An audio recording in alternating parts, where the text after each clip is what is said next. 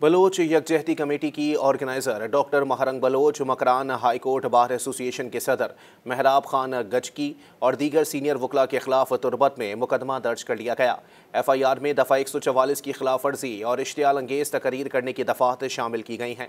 Don अखबार की report के मुताबिक तुरबत पुलिस का कहना है कि doctor Mahrang Baloch, Sabghatullah Shahji advocate, Majeed Dashti, Najma Maulabakhsh, Ehsan Barkat advocate, Majeed Shahji, Bibi Naseema, Mahreen Baloch advocate Mehrab, Hameed Baloch, Mohammad Younis और बलोच यकजहती कमेटी के कारकुनान मरकजी बड़ी तादाद में तुरबत चौक पर जमा थे।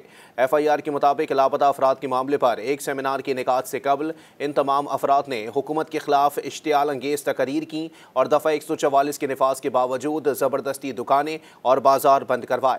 FIR पाकिस्तान पीनल कोड की दफ़ा 341, 188, 186, 506, 527 और 147 के तहत दर्ज की गई है।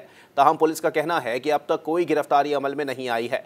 केच बार एसोसिएशन और Makran high court bar association के अरकान ने सीनियर वकला और दीगर के खिलाफ FIR के इंदराज की मसम्मत करते हुए तुरबत थाने के सामने एहतजाजी मुजाहरा भी किया। वकला ने हुकूमत के खिलाफ नारे लगाए और बाद में थाने में पहुंचकर गिरफ्तारियां देने की कोशिश की। ताहम पुलिस की जानिब से किसी वकील को गिरफ्तार करने से इनकार कर दिया गया।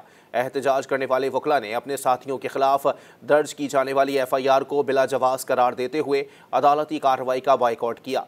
अदालती कार्रवाई से वकला का बाइकआउट जुम्मे तक जारी रहेगा। मज़ीद न्यूज़ अपडेट्स और डिजिटल स्टोरीज के लिए सब्सक्राइब करें डॉन न्यूज़ पाकिस्तान।